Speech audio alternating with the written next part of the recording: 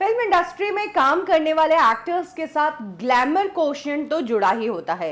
यही कारण है कि आम जनता इनके तरफ अट्रैक्ट होती है और ये स्वाभाविक भी है कि जिन लोगों को अब तक आपने पर्दे पर देखा है, जब आप उसे अपने सामने देखते हैं तो फिर उसका असर कुछ अलग ही होता है। यही कारण है कि इन फिल्म एक्टर्स को शादी में, पार्टीज में बुलाया जाता है, जिसके लिए फैमिलीज इन्हें बड़ी बड़ी फीस देने के लिए भी तैयार है। इन इवेंट्स में शादी होती है, किसी का संगीत होता है, तो फिर कोई कॉर्पोरेट इवेंट्स भी होते हैं, क्योंकि यही सब जगह होती है जहां पर ग्लैमर की जरूरत होती है। लेकिन आपको ये जानकर आश्चर्य होगा कि लोग बाग तो शोक संदेश या फिर उनके घर में किसी की डेथ हुई है तो वहां पर प्रेयर मीट में भी इन सेलिब्रिटीज को इनवाइट करते हैं गेस्ट के तौर पर, और उसके लिए भी मोटी रकम इन्हें ऑफर की जाती है। अब सबसे बड़ी बात तो यह है कि अगर प्रेयर मीट है तो वहां पर सेलिब्रिटी जाकर करेगा क्या? क्या वहां पर रोएगा? अगर सेलिब्रिटी को वहां पर जाकर रोना है तो वो उसके लिए बहुत एक्टिंग करने जैसी बात हो गई कैमरे के सामने, क्योंकि जिसे वो जानता नहीं उसके लिए उसे रोना कैसे आएगा। और चलो माहौल को देखकर रोना आ भी गया तो वो कितनी देर तक रो लेगा। और फिर सिचुएशन बहुत अजीब हो जाती है कि वहां पर खड़े खड़े आप रो रहे हो आउट ऑफ नोवेयर, क्योंकि ये ऐसी जगह होती है जहां पर पूरी फैमिली मौजूद होती है और फैमिली में सबको पता है कि इनके सबसे क्लोज्ड मेंबर कौन है। तो ऐसी जगह पर जाकर अगर कोई एक्टर अचानक से रोने भी लग जाएगा तो अजीब भी लगेगा कि ये कब से जानता था, इसे इतना क्यों रोना आ रहा है। लेकिन ऐसे इंसिडेंट भी होते हैं।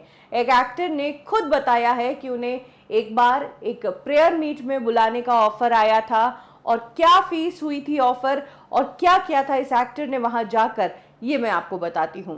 चंकी पांडे के साथ इस तरह का वाकया हुआ है। चंकी पांडे ने अपने रीसेंट इंटरव्यू में बताया कि ऑफर्स या इवेंट्स में जाने की हद तो तब हो गई जब एक बिजनेस पार्टी ने उन्हें, उनकी फैमिली में किसी की डेथ हो गई तो उसकी प्रेयर मीट में बुलाया। 2009 की ये बात थी जब एक फैमिली ने अपने वारिस को खोया था, और जिस शख्स की डेथ हुई थी वो एक फिल्म पर काम कर रहा था और उसने उस फिल्म में बहुत सारा पैसा लगा दिया था। ये एक बिजनेस फैमिली थी, हालांकि फिल्मों से भी इनका कनेक्शन था। इनकी फैमिली में ही एक मेंबर की डेथ हो गई तो इन्होंने चंकी पांडे को गेस्ट के तौर पर बुलाया, कहा कि मेहमानों पर अलग इंप्रेशन पड़ेगा। साथ ही चंकी पांडे को वहां खड़ा रखकर ये प्रूव करना चाहते थे कि हमने फिल्म में अभी बहुत पैसा लगा लिया है, और तो और हम अभी जो आपका उधार है वो चुका नहीं पाएंगे। यानी कि लोगों को ये बताने के लिए कि मैंने अपना पैसा उधर इन्वेस्ट कर दिया है, अभी उधारी मत मांगना, इसीलिए वहां पर चंकी पांडे को बुलाया गया था।